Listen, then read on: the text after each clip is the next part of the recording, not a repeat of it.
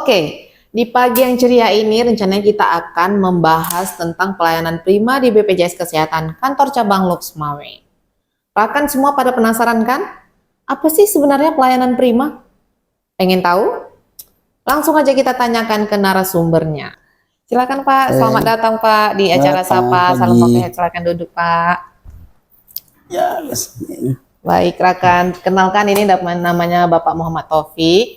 Beliau adalah Kepala Bagian dari Mutu Layanan Peserta. Hari ini akan jadi narasumber di acara Salum Podcast. Gimana Pak kabarnya Pak? Sehat? Alhamdulillah, Berita. Alhamdulillah.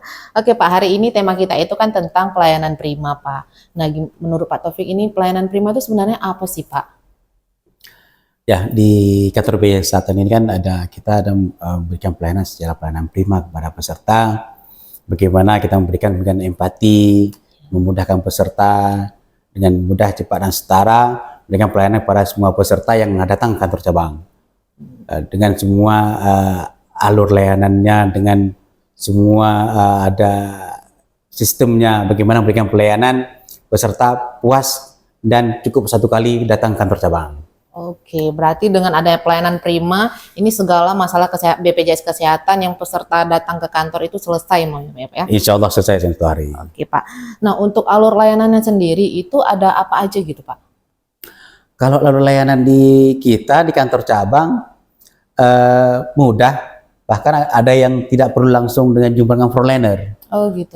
Jadi peserta datang nanti jumpa dengan Satpam, kemudian Satpam mengarahkan kepada peserta menuju ke anjungan mandiri aman CKN namanya. Ya. Peserta dapat mengecek secara mandiri kartunya aktif atau tidak, bisa melihat status aktif atau tidak, info CKN, info Vaskes, bisa melihat bisa merubah data peserta Vaskesnya, data kesehatannya bisa secara mandiri dalam aman CKN. Jika selesai di aman CKN, maka peserta tidak perlu lagi melanjutkan pelayanan sampai ke frontliner. Tapi jika butuh pelayanan ke frontliner, maka kembali ke Satpam, akan diberikan nomor antrian, kemudian sambil ngantri di kursi antrian akan ada namanya service officer (SO). Itu peserta akan jadi layanan yang bisa diselesaikan SO seperti perubahan nomor HP, perubahan paskes, cuman nanya konfirmasi masalah iuran, itu akan selesai di SO, tidak sampai ke frontliner. Tapi jika hal-hal tertentu yang tidak bisa di SO, baru peserta akan dilayani oleh frontliner. Baik Pak.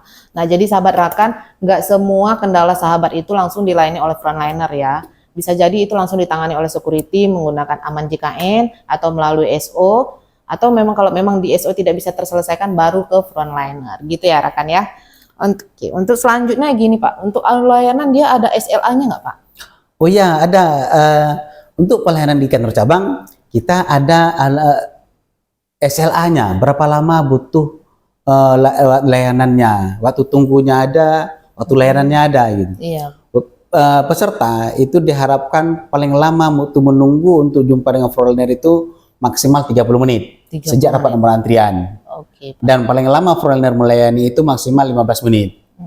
Kecuali untuk loket informasi itu hanya maksimal 10 menit untuk informasi, tapi untuk pengaduan maksimal 15 menit. Kecuali tidak ada komplain yang hard komplain ataupun yang konfirmasi lebih lanjut akan diarahkan ke ruang UP3.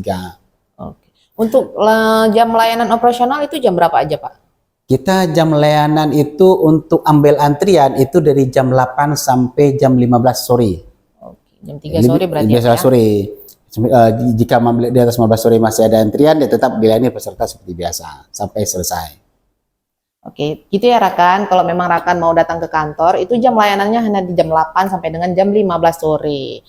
Bahkan kita kalaupun jam istirahat di jam 12 sampai jam 2 itu tidak tutup kantor. Oh, luar biasa. Tetap loket ada, kita tetap melayani dengan adanya piket yang frontliner yang menjaga. Iya, berarti memang tetap mengutamakan kepuasan peserta ya Pak ya? Iya, pelayanan prima kita berikan kepada peserta. Iya, oke.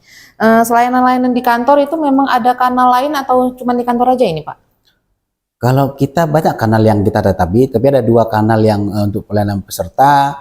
Pertama ada tatap muka dan kanal non tatap muka. Iya, Pak. Untuk tatap muka itu seperti di kantor cabang, di mobil BPJS Kesehatan, BPJS keliling, udah ada di mall, mau MPP. Di sana ini kita ada di Aceh Tengah untuk MPP, mau pelayanan publik.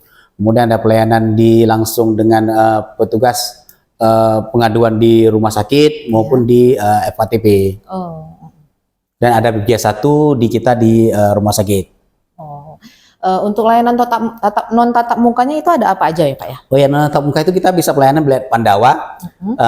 Pandawa ini pelayanan lewat WhatsApp melalui nomor 0811 8165 165. Bisa lewat rumah, itu beserta tak perlu datang kantor cabang.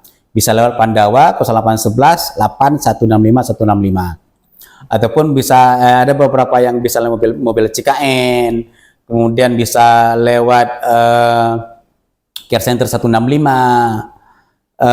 ada BPJS online, itu bisa diakses lewat ada website, QR code, itu bisa pelayanan lewat tersebut. Berarti tidak hanya di kantor, dari gadget peserta juga bisa kita akses layanannya. Bisa. Okay. Untuk kemudahan kita buka akses untuk mudah dan cepat. Bisa lewat lagi jet sambil duduk di warung kopi, kita bisa pendaftaran, bisa untuk pengaduan, ataupun diinformasi lewat gadget sendiri tanpa jumpa dengan planner kita. Ini luar biasa sekali nih pelayanan dari BPJS Kesehatan ini ya, tanpa meribetkan peserta, kendala peserta bisa langsung selesai, tapi nggak perlu butuh waktu yang lama-lama, sangat sigap ya Pak ya. Ya. Gini Pak, saya kan juga ada dengar nih sesekali. Di luar itu ada beberapa pertanyaan kayak dia belum punya kartu atau nggak pernah punya kartu. Terus mereka bertanya gimana cara berobatnya kalau memang nggak punya kartu BPJS Kesehatan. Ini gimana Pak? Untuk berobat saat ini kita sangat mudah saat ini ya. Kita saat ini sudah tidak lagi mencetak kartu, tapi kita untuk pelayanan terhadap peserta itu bisa menggunakan nomor KTP, eKTP. Ataupun pakai KK ataupun pakai KIA untuk anak-anak.